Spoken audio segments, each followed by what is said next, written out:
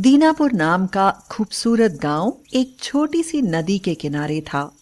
वहां शोभित नाम का एक लड़का अपनी मां सरस्वती के साथ रहता था। जब वह छोटा था तभी उसके पिता की मृत्यु हो गई थी। आजा बेटा, नाश्ता कर ले और फिर स्कूल जा। देर हो रही है, मुझे भी कुछ करना है। ऐसे नहीं माँ, मैं ऐसे नहीं खाऊंगा। मुझे ये रूखी रोटी अच्छी नहीं लगती। मैं तो दूध के साथ खाऊंगा।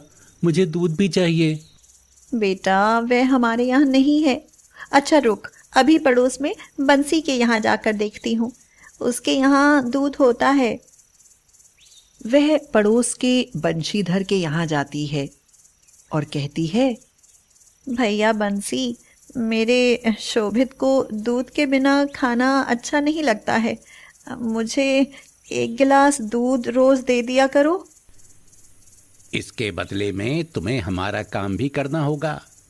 मुन्ने की माँ बीमार रहती है और हम बर्तन धोने के लिए एक बाई की तलाश कर रहे हैं। तो ऐसा करो, तुम दोपहर को मेरे बर्तन धो दिया करना और उसके बदले में मैं तुम्हें दूध और कुछ रुपए भी दूंगा। ठीक है भैया। इसी तरह गांव में सबका एक दूसरे से कनेक्शन जुड़ा होता है। नगद रुपयों की बजाय सामान और काम करके भी काम चलाया जा सकता है। सरस्वती दिन भर मजदूरी करती और जब मजदूरी नहीं मिलती तो गांव में ही जिस किसी का काम मिलता तो कर लेती। शोभित को वह अच्छे अच्छे कपड़े पहनाती, अच्छा खाना खिलाती और स्कूल में पढ़ाती थी। तुम कितनी कमजोर हो गई हो माँ। जब मैं बड़ा हो जाऊंगा तब मैं तुम्हें कुछ भी काम नहीं करने दूंगा। मेरा राजा बेटा नौकरी करके रुपए लाएगा और मैं रानी की तरह बैठकर राज करूंगी। अच्छा माँ, मुझे एक अच्छी सी कहानी सुनाओ। फिर वह उसको अच्छी अच्छी कहानियां सुनाती थी। शोभित आराम से सो जाता था। किसी किसी दिन ऐसा होता कि खाने के लिए कुछ भी नहीं होता तो सरस्वती खाना नहीं खाती और बस शोभित को ही खिला देती। माँ, आओ मेरे साथ खाना खाओ। बेटा, मेरे पेट में दर्द हो रहा है। मैं खाऊंगी ना तो बीमार हो जाऊंगी। शायद बदहजमी हो गई है। खाने से तो और भी तकलीफ बढ़ जाएगी। वह पानी लेने के लिए जाती है। शोभित अपने लिए दाल परोसने के लिए भगोने का ढक्कन खोलता है तो चौंक पड़ता है। अरे, ये तो बिल्कुल खाली है। अब समझा, माँ के लिए कुछ रह ही नहीं गया है।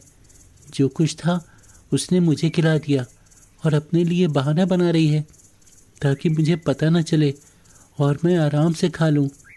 उसकी आंखों में आंसू भर आते हैं। इन मुसीबतों के साथ शोभित बड़ा होता जाता है। उसकी शहर में नौकरी लग जाती है और वह अधिकारी बनता है। उसके बाद उसकी शादी हो जाती है। सरस्वती भी शहर में आकर कुछ दिन रहती है। बहू सीमा उसका जीना हराम कर देती है। उस पर बहुत उल्टा सीधा आरोप लगाकर शोभित के कान भरती रहती है। मैं माँ जी को कितना समझाती रहती हूँ कि अच्छे कपड़े पहना करो, थोड़ा अच्छा रख रखाव रखा करो। आखिर आप एक अधिकारी हैं। आपसे मिलने वाले लोग आते हैं तो इन्हें देखकर कहते हैं कि आपने एक नौकरानी रखी हुई है। ये हमारी जानबूझकर बदनामी कराती है। हाँ, तुम ठीक कह रही हो। हमारा स्टैंडर्ड है और ये उसको गिराने में लगी हुई हैं। इससे तो अच्छा है कि ये गांव में जाकर रहें। माँ, आप गांव में रहो, मैं आपका खर्चा भेज दिया करूँगा।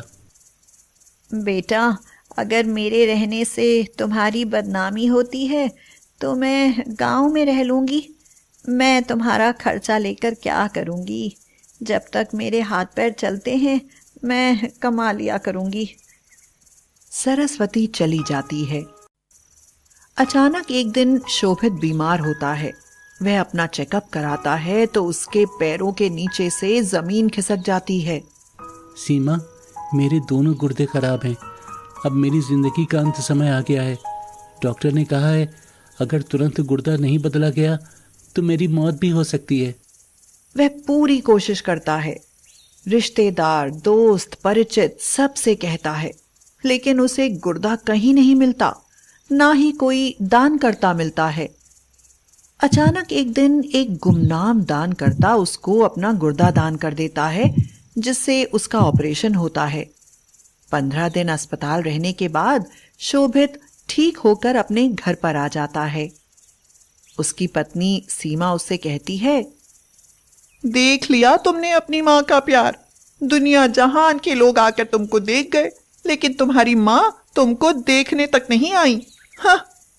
शोभित अब अपनी माँ से बहुत नफरत करने लगा था। वह उसको कभी गांव में देखने नहीं जाता था। एक दिन गांव से उसके पड़ोसी बंशीधर का फोन आया। हेलो शोभित, तुम्हारे घर से बदबू आ रही है, मकान बंद है, यहाँ आकर देखो। शोभित जब वहां जाता है तो देखता है कि बंद मकान के भीतर उसकी माँ मरी पड़ी है। शायद उन्हें 5-6 दिन मरे हुए हो गए होंगे। वो बीमार हो गई थी, उसकी देखभाल करने वाला कोई नहीं था। वो स्वाभिमानी थी, वो किसी का एहसान नहीं लेना चाहती थी, क्योंकि उसके गांव के कुछ लोगों ने कहा था कि तुम इधर उधर मारी मारी फिरती हो, तुम्हारा जवान बेटा तुम्हारी मदद नहीं करता, जरूर तुम्ही में कोई कमी होगी। सामाजिक दबाव में माँ का क्रियाकर्म तो करना ही पड़ेगा, लेकिन मेरी इच्छा नहीं है। माँ का दाह संस्कार करके शोभित घर आता है तो पड़ोस के सभी लोग जमा होते हैं और वे शोभित को धिक्कारने लगते हैं। शोभित, हम तुम्हें ऐसा नहीं समझते थे। तुम्हारी खातिर चाची ने पूरी जिंदगी मजदूरी की और अपने शरीर का, खान पान का कभी कोई ध्यान नहीं रखा। तुम सब भूल गए। कौन इतना करता है? तुम्हारी पत्नी ने उन्हें शहर से लड़ झगड़ कर भगा दिया, और कोई माँ होती तो तुमको देखने तक नहीं जाती, लेकिन उन्होंने तो अपना गुर्दा तक तुम्हें दे दिया। यह बात सुनकर शोभित को जैसे करंट लगा। क्या मुझको गुर्दा देने वाली मेरी माँ थी? तभी तो वो तुमको देखने नहीं जा सकी। उसने डॉक्टर से कह दिया था कि शोभित को मत बताना कि गुर्दा मैं दे रही हूँ, नहीं तो शायद वो बेचारा मेरी कमज़ोर हालत को देखते हुए गुर्दा नहीं लेगा। लेकिन मैं चाहती हूँ कि मेरा बेटा ठीक ठाक रहे। मेरा क्या है, मैं तो मरने को ही बैठी हूँ। शोभित की आंखों से आंसू बहने लगे। अब वह बहुत पछता रहा था। हे भगवान, ये मैंने कैसा अनर्थ किया। जिस माँ ने अपना सुख नहीं देखा और मेरे लिए अपनी जिंदगी कुर्बान कर दी, उस माँ को मैं अंतिम समय में अपने पास भी नहीं रख सका। उसे याद आया जब वह बचपन में अपनी माँ से कहता था कि जब वह बड़ा हो जाएगा तो उसे कमा कर खिलाएगा। तो माँ कहती थी कि उसकी नौकरी लग जाएगी तो वो रानी बनकर राज करेगी। अब शोभित बहुत पछता रहा था। वह जोर जोर से रो रहा था। माँ, मैंने तुम्हारे साथ बहुत गलत किया। अपने नालायक बेटे को माफ कर देना माँ, मुझे माफ कर देना। मैंने तो तुम्हें एक दमड़ी तक नहीं दी और तुमने फिर भी मेरे लिए जिंदगी कुर्बान कर दी।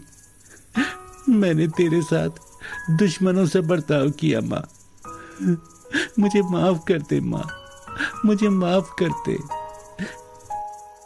वह सिर पटक पटक कर रो रहा था, लेकिन अब सिवाय पछताने के क्या हो सकता था।